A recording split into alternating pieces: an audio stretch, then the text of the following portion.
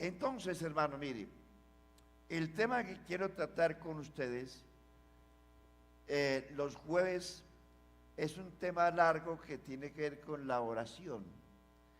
Ustedes dirán, pero ya pasó. No, la oración la necesitamos 24 horas al día. Solo quiero hacer un énfasis sobre las palabras que acabo de decir, lo que dice la Biblia. Aprendan de mí, habla Jesús.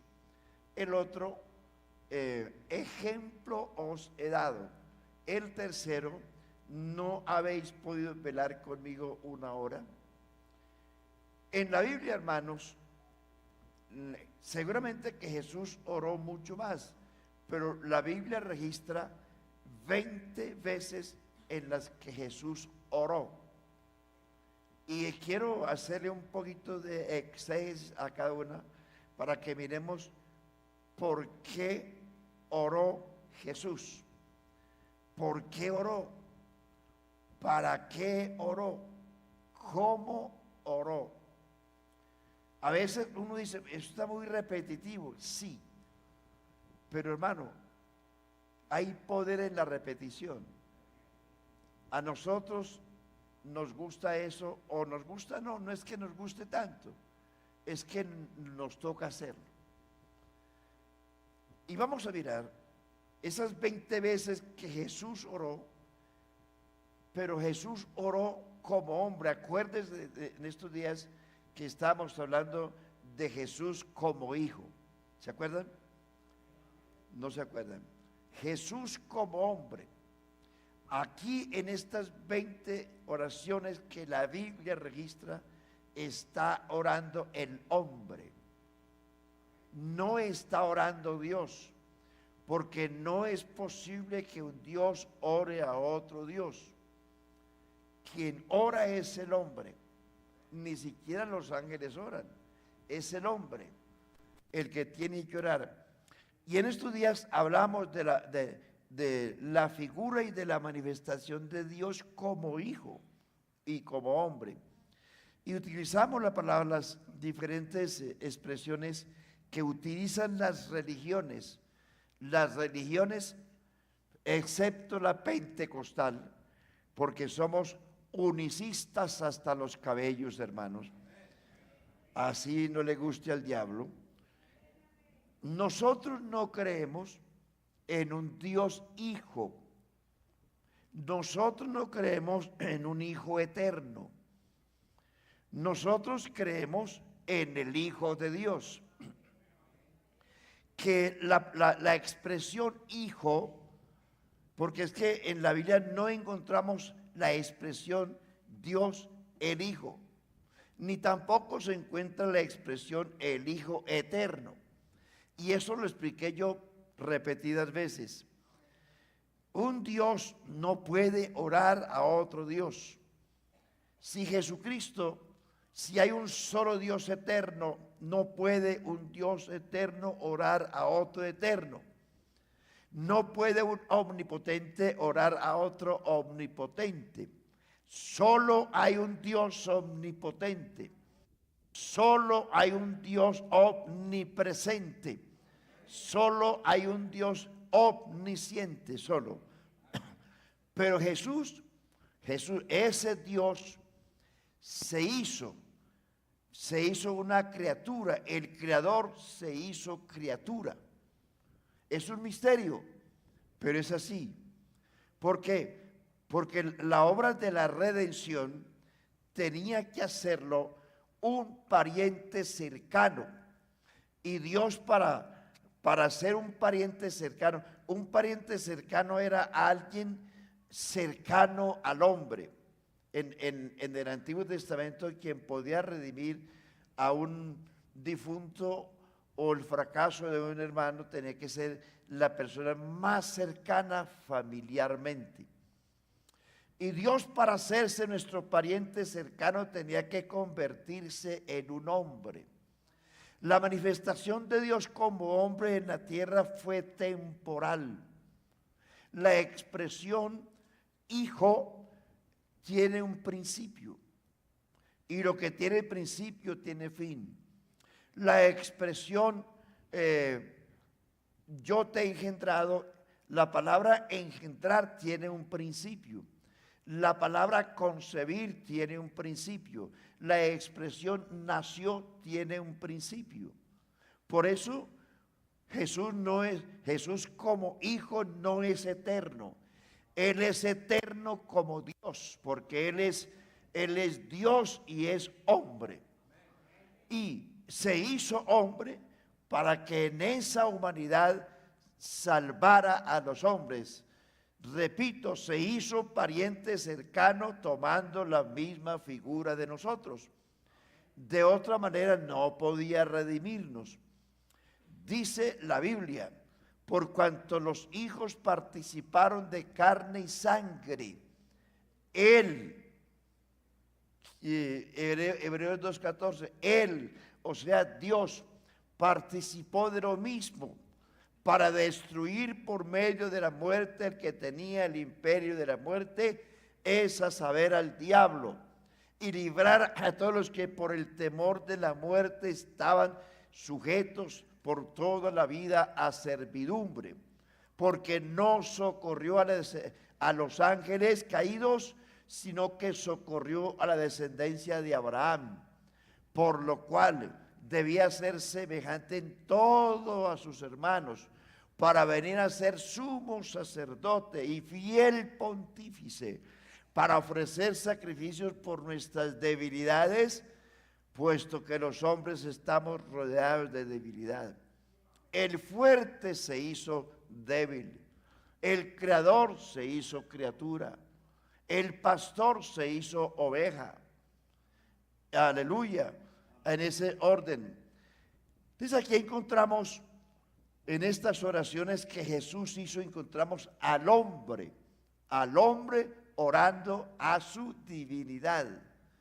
Tenga en cuenta, Dios estaba en Cristo estaba Dios, porque Cristo era el templo de Dios, y ahí estaba Dios.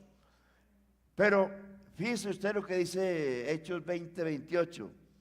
Mirad por vosotros mismos y por todo el rebaño en que el Espíritu Santo os ha puesto para apacentar la iglesia del Señor, la cual Él ganó con su propia sangre. ¿Cómo puede tener sangre un espíritu si Dios es espíritu y es incorpóreo? Tomó cuerpo y en ese cuerpo tomó sangre. La sangre de Jesucristo es la sangre de Dios. La sangre de Jesucristo no es la sangre de María ni de José. Esa sangre la preparó el Espíritu Santo. Por eso puede salvarnos. Si fuera la sangre de María o de José, no puede salvarnos. Porque Dios prefirió en el Antiguo Testamento la sangre de corderos, de machos cabríos, de tórtolas y de palominos antes que la sangre del hombre, porque la sangre del hombre está contaminada y no puede salvar la contaminación del pecado. Por eso el Espíritu Santo dice, me preparaste cuerpo, y en ese cuerpo Dios preparó una sangre. En el cielo no está el cuerpo que tomó de María. En el cielo está la sangre puesta en el lugar santísimo, no el cuerpo de María. Tenga en cuenta eso, hermano. Lo único que se llevó Dios de aquí, de la tierra, fue su sangre. La puso en el lugar santísimo. Y a través de esa ofrenda, la sangre de Cristo, es que Dios nos mira a nosotros, los pecadores. Satanás nos acusa día y noche, pero Dios nos mira a través de su sangre puesta en el lugar santísimo, en el cielo mismo. Gloria a Dios. Aleluya. Entonces, aquí encontramos al hombre, al Hijo. No, repito, no a Dios orando a otro Dios, encontramos al hombre. Primero, vamos en orden. Primero, capítulo 4 versículos 1 y 2, dice la Biblia: después de haber ayunado 40 días y 40 noches. Se supone que si Jesús estuvo ayunando 40 días y 40 noches, no estaba de vacaciones, ni estaba en la playa, estaba orando. Gloria a Dios. ¿Cuál era el asunto? Jesús había recientemente había sido bautizado y le esperaba el momento más decisivo de su vida. A veces uno lo mira como tan livianamente, ¿sabe? Pero Jesús se enfrentaba al más grande desafío de la historia humana. Jesús era en ese entonces el Cordero que había venido a buscar y a salvar lo que se había perdido. Gloria a Dios. Sobre los hombros de Jesús estaba el destino eterno de los hombres. Sobre él pesaba la salvación de todos los hombres. Y eso llevó a Jesús a encerrarse 40 días y 40 noches. Lo movió la necesidad de prepararse para tan grande desafío. Sobre Jesús pesaba la redención de toda la raza humana. Y he dicho muchas veces, no se quejen ni le pongan la queja a nadie si su hijo se aparta o no vuelve a la iglesia. Ore, enciérrese con Dios. Jesús no tenía otra alternativa. Él había venido a cumplir una misión, buscar y salvar lo que se había perdido. Él no podía echarle la culpa a nadie, él sabía eso y fue solito y se encerró 40 días y 40 noches. Oró, pidió, suplicó, se quebrantó, lloró, imploró fuerza y resistencia para soportar los ataques que vendrían posteriormente. Ahora, el diablo vino y lo tentó. Es una enseñanza que nos deja aquí el Señor. ¿Cuál enseñanza? Jesús sabía lo que le venía. Y lo que hizo Jesús fue encerrarse, a prepararse para enfrentar la tentación. Hermano, enseñanza para nosotros. No espere que le llegue la tentación. Ore antes que le llegue la tentación. Que le va a llegar, le va a llegar. Mire, la única manera de librarnos de la tentación, usted y yo no vamos a ser librados de la tentación. Siempre vamos a ser tentados. Siempre. De alguna manera. De alguna manera. El diablo nos va a tentar, nos va a poner la cascarita. El diablo no me puede obligar a mí ni lo puede obligar a usted, pero le tiende la cáscara para que la pise. Jesús le dijo a Pedro: Pedro, Satanás os ha pedido para zarandearos como a trigo, pero yo he rogado para que tu fe no falte. Es decir, Jesús oró por Pedro antes que le llegara la tentación. Iglesia, esa es una enseñanza para usted y para mí. No espere que le llegue la enfermedad. No espere que le llegue la tentación. Ore antes de que llegue, porque le va a llegar, le va a llegar. Porque somos probados como el oro, dice la Biblia. Con fuego somos probados porque esto no es gratis. Gloria a Dios.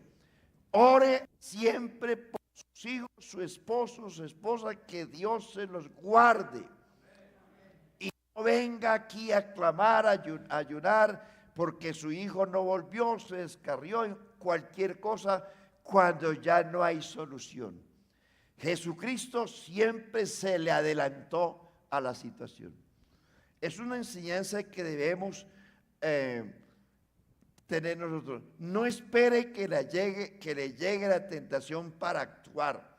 Hay que estar preparados antes que venga el diablo con su sutileza. Usted es un soldado y Dios lo tiene armado, pero un soldado no puede ir a la guerra sin que antes tenga una preparación. Y la Biblia dice, tú pues sufre penalidades como buen soldado de Jesucristo.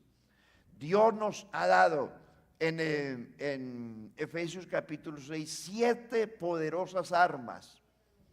Y al final, al cierre de arsenal que Dios nos dio, el número 7 es orando en todo tiempo. No le eche la culpa a nadie de sus desgracias. Si usted se encierra con Dios, créame que en el momento de la tentación Dios lo va a ayudar y lo va a sacar adelante. Se lo aseguro en el nombre de Jesús. Pero hay que caminarle al diablo primero.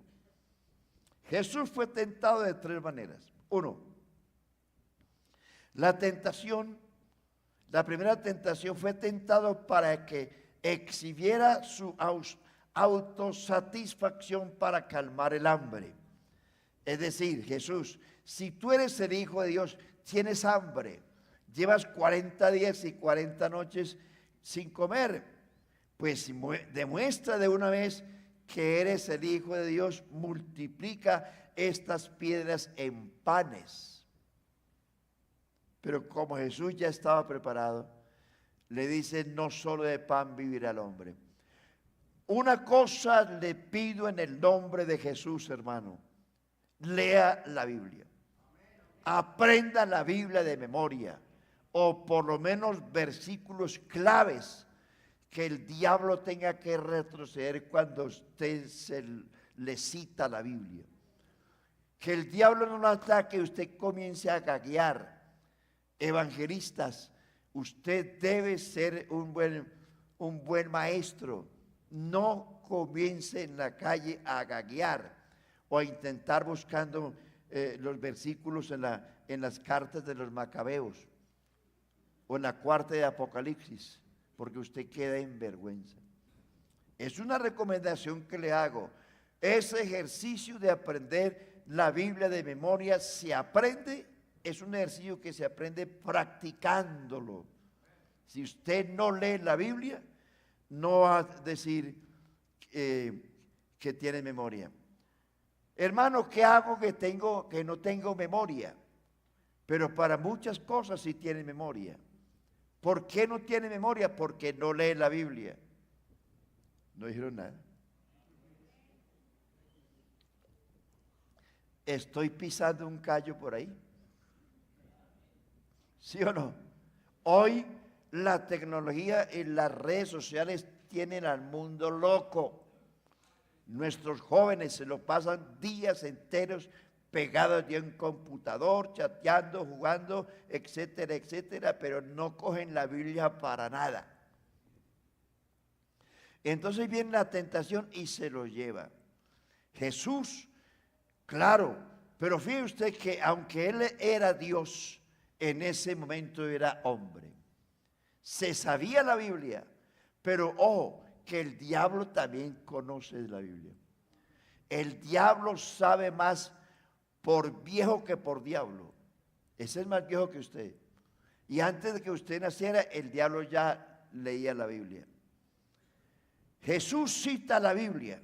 Se va de Deuteronomio y le dice, no solo de pan vivirá el hombre, sino de toda palabra que sale de la boca de Dios. Segunda tentación. Fue puesto a prueba para mostrar un espectáculo, lanzándose del pináculo. Lánzate, arrójate del templo para que la gente, el pueblo vea que tú eres grande. Te van a aplaudir, te van a gritar vivas, etcétera. Jesucristo no vino a ofrecer un espectáculo. Él vino a buscar y a salvar lo que se había perdido. Jesús le responde con la Biblia, no tentarás al Señor tu Dios. Tercera tentación. Fue tentado a probar su deidad, entrando en un acuerdo con el diablo. Fue tentado a conquistar el mundo sin la cruz, tentado a cambiar su lealtad y a cambiar los planes a los que él había venido aquí. Gloria a Dios, él vino aquí a cumplir una misión. Estaba determinado y estaba profetizado. Él era el Cordero sustituto del hombre. El diablo le ofreció, ojo, que el diablo es astuto y perverso, mentiroso. Le ofreció el mundo y todo el liderazgo. Mira, te doy todo te lo doy. Hermano, el mundo, Satanás gobernaba desde luego, porque Adán se lo entregó. Pero aunque él gobernaba como rey de las tinieblas, Satanás no tiene nada. No tiene donde caer muerto. Y él se creyó el dueño de todo, porque él dice, a mí me fueron entregados. Gloria a Dios. Es decir, Jesús, a ver, hagamos una alianza tú y yo. Yo soy el dueño de todo esto. ¿Qué va? El diablo no tiene nada. Es de Jehová es la tierra y su plenitud, el mundo y los que en él habitan. Mía es la plata, mío es el oro. El diablo fue solo un usurpador. Y por eso es que hoy, después de la cruz, que Jesús lo arrojó, lo despojó de todo, ahora dice la Biblia que él anda, dice, conforme al príncipe de la potestad del aire. Ya no tiene habitación, porque Jesucristo fue al infierno, cerró el infierno y se trajo las llaves de la muerte y del infierno, y el pobre diablo no tiene donde caer muerto, por eso anda buscando cuerpos. Y es tan pobre el diablo que hasta se mete en los marranos y en los perros. Porque sí, así está, la Biblia dice eso. Se metió unos marranos. ¿O no? No dice eso la Biblia. Porque no tiene para... Si usted le da cabida al diablo, se le mete. Pero si usted lo reprende y lo resiste en el nombre de Jesús, no tiene por dónde meterse. Porque él anda como león. No es un león. Y dice, anda alrededor. Es decir, anda por las orillas. Porque Cristo es el camino, en la verdad y la vida. Si usted sigue en el camino, está seguro. Pero si usted se sale del camino y comienza a andar por las orillas, ahí está el diablo como león rugiente husmeando. Creyente débil en la oración, el diablo se lo arrastra. Por eso es que hay tanta gente que se aparta de la iglesia. Viene un tiempo y chao, no volvieron, no oran. Un cristiano que ora permanece. Y si usted quiere tener la bendición de Dios, ore. No haga lo del perrito, lo de la mascota, que cuando se levanta lo único que hace es tirar las patas y abrir la boca que le den comida. Hay gente así, el mundo es así, el mundo no le da gracias a Dios. Y hay cristianos igual, se levantan como el animalito al baño y para afuera. Se me fueron. Sí, se me fueron. Ve, hermanos, sea serio. A mí me preocupa la situación de la congregación. No quiero juzgarlos, pero se está orando muy poquito. Ver a los hermanos, bueno, en los domingos terminamos el primer culto a las ¿qué?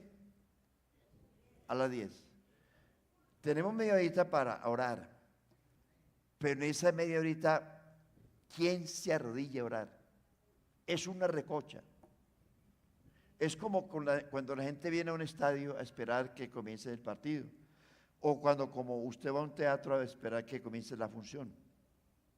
La gente habla, la gente patalea, la gente camina, la gente chatea, la gente carcajea, en fin, no parece un templo. ¿Sí ve que se me fueron? ¿O estoy pisando un callo por ahí? Hermano, esto no funciona así. Esto funciona es orando reverentemente. Yo digo, hermano, es que ya uno viejo como que, los años como que, bueno, pero yo vengo de una escuela de viejos.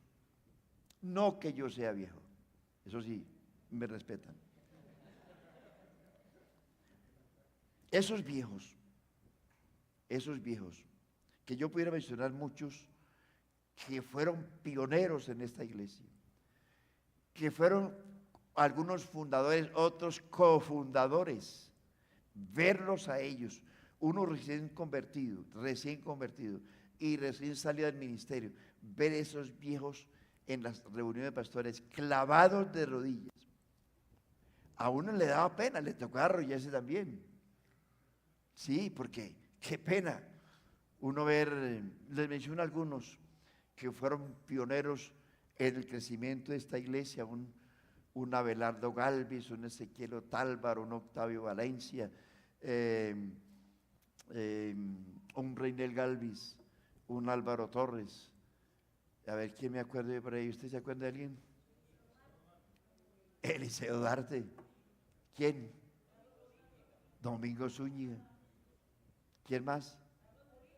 Sí, Mario Cadavid. Esa gente era de oración, usted lo sentía a las 4 de la mañana clamando todos los días, orando por la obra de Dios. Tarde de la noche estaba esa gente orando. Yo trabajé con el consistorio 12 años y usted no sabe cuánto aprendí. El primer pastor que yo tuve, le aprendí que lo primero era la oración. Yo veía a ese anciano, bueno, en esa época no era tan anciano, 4 de la mañana ese hombre estaba orando. Y a mí me da pena, me tocaba levantarme también. Porque por convicción o por pena, pero lo hacía. Lo hacía. En una de las reuniones de consistorio aquí en Medellín, salirle adelante a una reunión de pastores a hermano Reiner era muy difícil, porque era siempre el primero en llegar. Y seguía el hermano Álvaro y a mí también me gusta madrugar. Alguna vez yo madrugué más que todo, no sé por qué. Me fui a un rincón por ahí a orar y llegó el hermano Álvaro Torres silbando y miraba a todas partes. Al fin llegué yo primero, porque Reiner siempre salía primero.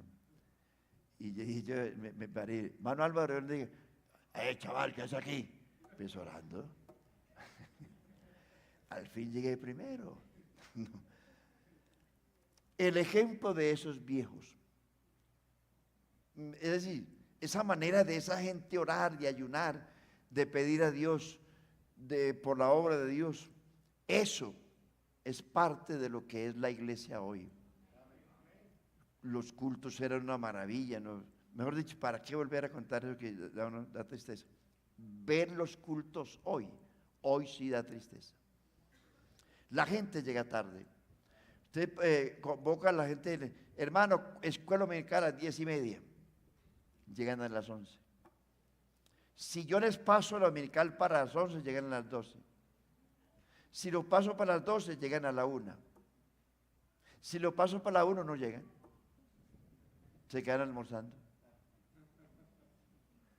Estoy hablando en serio en el nombre de Jesús. Si usted quiere que Dios lo bendiga, si usted quiere que Envigado crezca, decimos, es que esta ciudad es muy dura. Duro, el mundo es duro en todas partes. Pero esta ciudad es dura, pero si hay una iglesia donde 2 o 3 se pusieren de acuerdo a pedir una sola cosa, dice el Señor, les responderá. Dura, pero a lo duro se le hace duro. Nada hay duro si usted se mete en Dios. Dios es el que tiene el poder de convencer. La palabra de Dios es espada. La palabra de Dios es martillo. La palabra de Dios es fuego. Pero hay martillos, hay fuego, hay espadas. ¿Quién las maneja?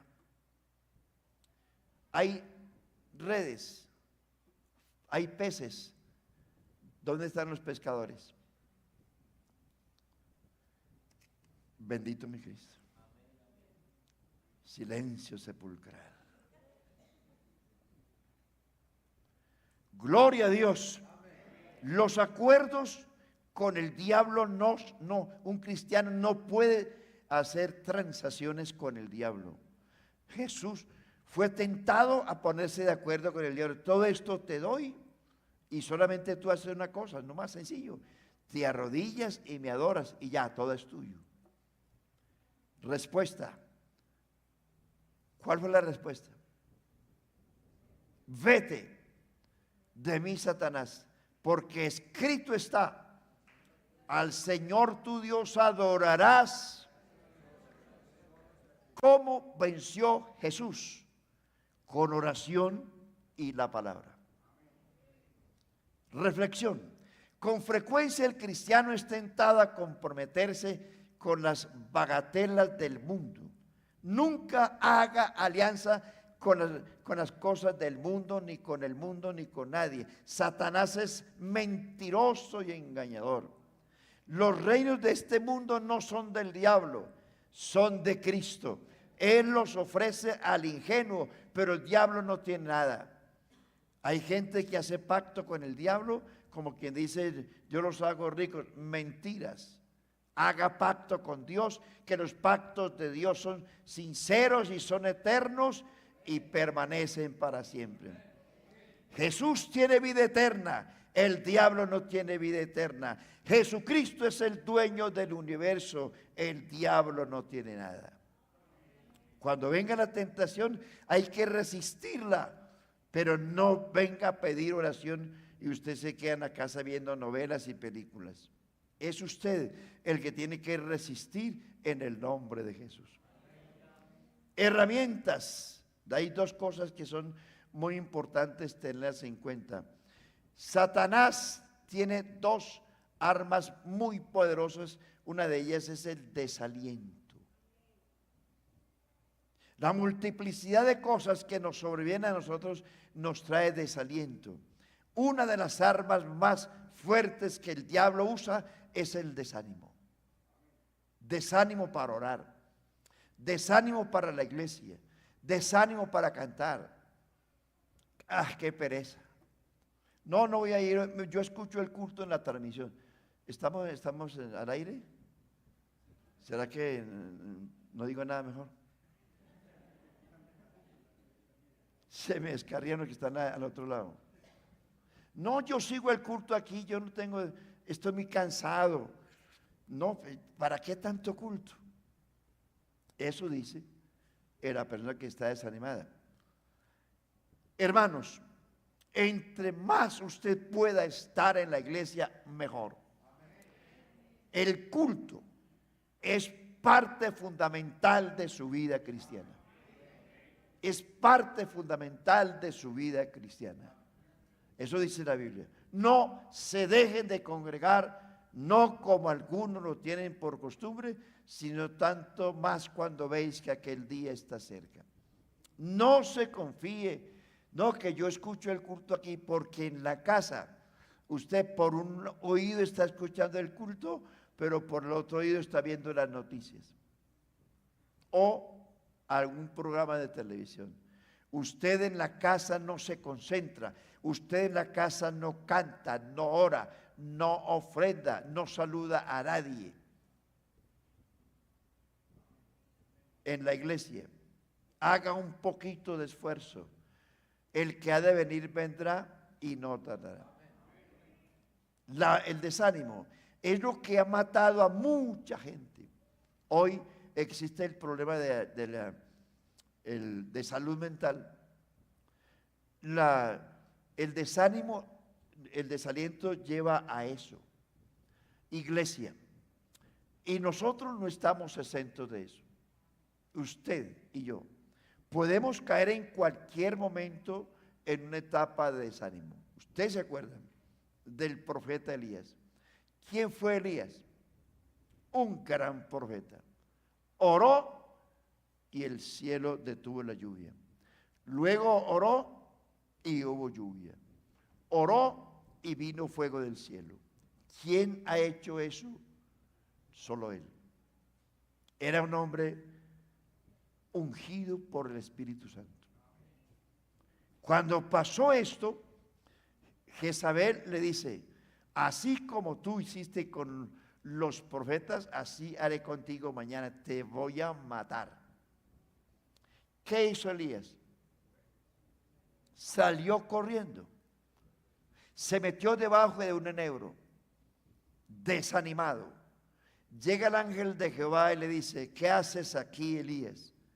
Piense y reflexione, hermano, en esto. Así lo quiere ver el diablo usted, tirado, desanimado, no quiero nada, que iglesia ni que nada. ¿Es así o no es así? Que Biblia y que Biblia, que oración y que nada. Elías, ¿qué haces aquí? Y ahí en la iglesia hay gente que me quiero matar, me quiero ahorcar. Y ha ocurrido. Han habido intentos de suicidio en algunos. ¿Qué haces aquí, Elías? Dice la respuesta mediocre de Elías: he sentido un vivo celo por Jehová Dios. A tus profetas han dado muerte, a mí también me buscan para quitarme la vida. Basta ya, quítame la vida, me quiero morir, Si alguien me matara, que me mate ya, dijo Elías. El ángel le dio comida, agua y se volvió a dormir. Se quedó joqueado, desanimado, tirado. Vuelve otra vez el ángel, le pregunta: ¿qué haces aquí, Elías? Elías responde: yo no soy mejor que mis padres. Es decir, si mis padres ya se murieron, yo también me quiero morir. ¿Ya ha pasado eso? No me diga nada mejor. Pero que ha venido, eso sí. El ángel le dice: levántate, come y bebe. Elías, tu función no ha terminado. Largo camino te resta. Gloria a Dios. Con esa comida dice la Biblia que Elías caminó 40 días y 40 noches. Del monte Carmelo, Elías llegó al monte Horeb con una sola comida. En el monte Horeb, Elías fue y se metió a otra cueva. Vino un viento recio, Dios no estaba. Un fuego, Dios no estaba. Un terremoto, Dios no estaba. Como quien dice, Dios asustándolo. Pero ni aun así Elías creyó. Vino un silbo apacible, ahí sí estaba Dios. El silbo apacible le dice a Elías: Elías, ¿qué hubo, Elías? Ah, ¿no quiere? ¿Está desanimado? Entonces, vea, levántese, salga de esa cueva y ve y unge a Eliseo para que sea profeta en tu lugar. Es decir, Dios lo llamó 3 veces a darle fuerza, lo alimentó con pan, agua, para, como dice, fortalécete. Si con una sola comida caminó 40 días, eso quiere decir que ese pan era pan del cielo. Pero aún así no quiso. Entonces, listo, Elías, ve y unge a Eliseo para que sea profeta en tu lugar. Es decir, lo cambió. Hermano, Dios lo invita, lo llama, le detiende la mano. Si 7 veces cae el justo, 7 veces será levantado. Pero llega el momento en que Dios dice: hermanito, usted verá, problema suyo. El que pierde aquí es usted. ¿Quién fue el que perdió? Elías. Lo cambiaron. El Dios puso a otro en su lugar. No ande, hermano, con resabios. Aló, hermanos con resabios. Se enoja por cualquier cosa. Vive en la iglesia criticando a los demás, mirando los errores de los demás, pero no miran lo positivo de la gente.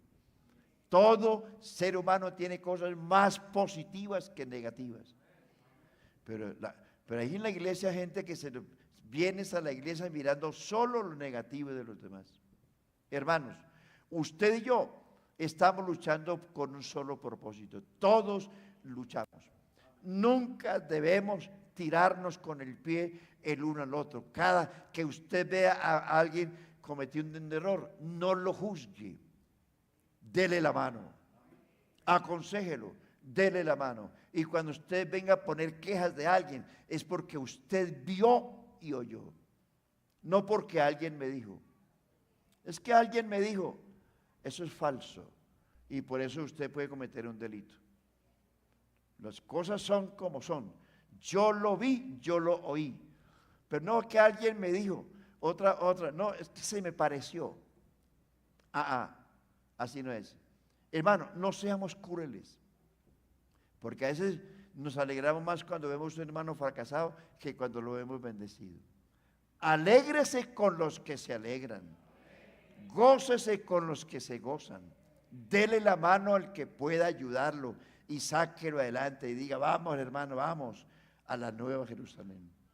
Pero a veces hacemos lo contrario. Todo esto es falta de oración. Somos crueles a veces porque no tenemos poca comunión con Dios.